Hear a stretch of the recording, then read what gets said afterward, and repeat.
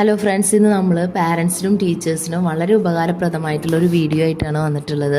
നമ്മുടെ കുഞ്ഞു മക്കളെ ഒരു മോണ്ടിസോറി രീതിയിൽ എങ്ങനെ നമുക്ക് ഒരു വലിയൊരു ടോപ്പിക്ക് പഠിപ്പിച്ചെടുക്കുക എന്നുള്ളതാണ് ഞാനിവിടെ ഈ ഒരു വീഡിയോയിലൂടെ പ്രസൻറ്റ് ചെയ്യുന്നത്. മോണ്ടിസോറി രീതിയിൽ നമുക്ക് ടെക്സ്റ്റ് ബുക്ക് ഇല്ല, അതിനു പകരം നമ്മൾ ഒരു 3 year plan already Montessori syllabus സെറ്റാക്കി വെച്ചിട്ടുള്ളതാണ്. അപ്പോൾ അതിൽ ഓരോ ചാപ്റ്റേഴ്സിനെയും നമ്മൾ പ്രസൻറ്റേഷൻ എന്നാണ് പറയുക. ജോഗ്രഫിയിലെ ഫസ്റ്റ് പ്രസൻറ്റേഷൻ എന്ന് പറയുന്നത് സ്റ്റോറി ഓഫ് യൂണിവേഴ്സ് ആണ്.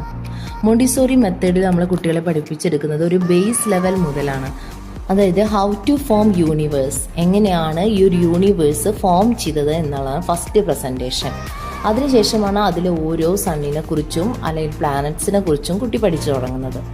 അപ്പോൾ ഇതിനായിട്ട് നമ്മൾ ക്ലാസ് റൂമിലേക്ക് അല്ലെങ്കിൽ കുട്ടികളുടെ മുന്നിൽ നമുക്ക് ഡെമോൺസ്ട്രേറ്റ് ചെയ്യാൻ ആ ഒരു യൂണിവേഴ്സിനെ നമുക്കൊരു ബലൂണിലേക്ക് ഒരു ബലൂണിൻ്റെ സഹായത്തോടു കൂടി അവർക്ക് നമുക്ക് അത് ഡെമോൺസ്ട്രേറ്റ് ചെയ്ത് കാണിച്ചു കൊടുക്കാം.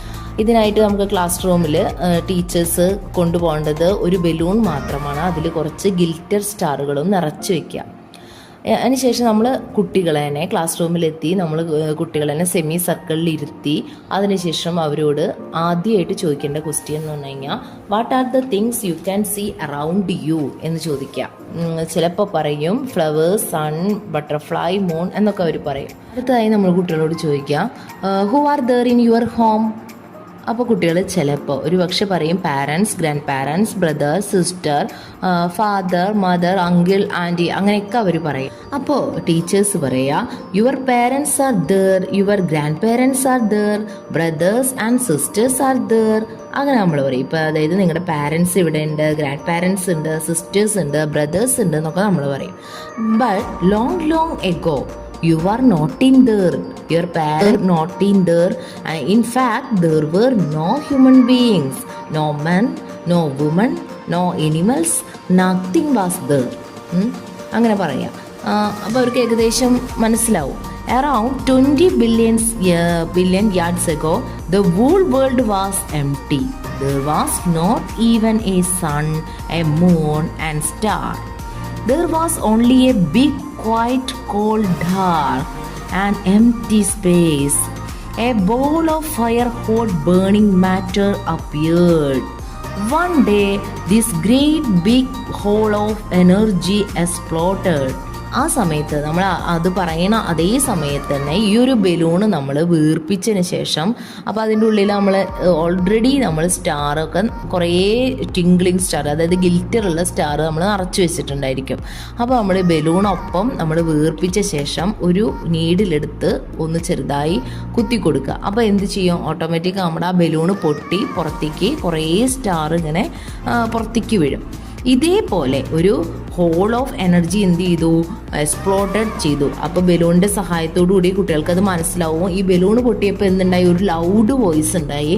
അതേപോലെ തന്നെ ഒരു ലൗഡ് വോയിസോട് കൂടിയിട്ടാണ് ആ ബോൾ ഓഫ് എനർജി എന്ത് ചെയ്ത് പൊട്ടിത്തെറിച്ചത്. ഇതിനെയാണ് നമ്മുടെ ബിഗ് ബാങ് എന്ന് പറയുന്നത്.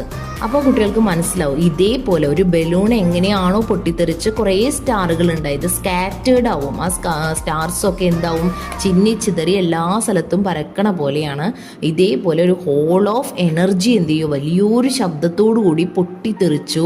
എല്ലാ സ്ഥലത്തേക്കും എന്ത് ചെയ്തു, അതിൻ്റെ എനർജി സ്കാറ്റർ ചെയ്തു എന്ന് പറയണം. When this explosion occurred, the energy scattered in all direction. അത് കുട്ടികൾക്ക് വേഗം മനസ്സിലാവും.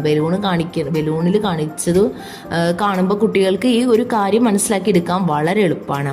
Very soon it all began to cool down, and as it will did, energy changed into a particle.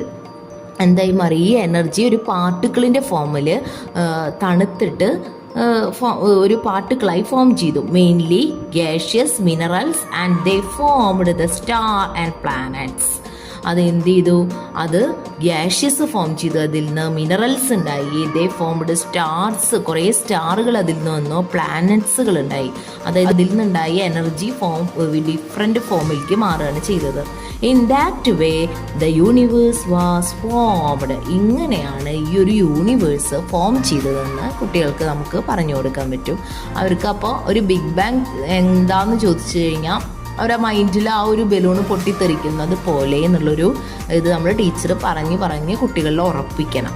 ഇതൊക്കെ പറഞ്ഞ ശേഷം വൈൻഡിങ് അപ്പായിട്ട് യൂണിവേഴ്സിൻ്റെ കുറച്ച് പിക്ചേഴ്സ് നമുക്ക് കാണിച്ചു കൊടുക്കാം.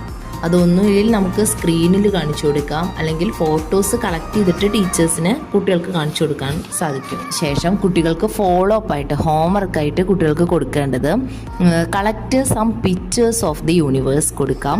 And second homework collect more information about the universe എന്ന് കൊടുക്കാം. ഇതോടുകൂടി ഈ ഒരു പ്രസൻറ്റേഷൻ അവസാനിച്ചു. അപ്പോൾ ഈ ഒരു ചാനൽ നിങ്ങൾക്ക് ഇഷ്ടപ്പെട്ട് ഉപകാരപ്രദമാകുമെന്ന് തോന്നുന്നുണ്ടെങ്കിൽ നമ്മളെ സപ്പോർട്ട് ചെയ്യുക. ഇഷ്ടപ്പെട്ടെങ്കിൽ ഫാമിലിക്കും ഫ്രണ്ട്സിനും ഈ ഒരു ചാനൽ ഷെയർ ചെയ്യാം.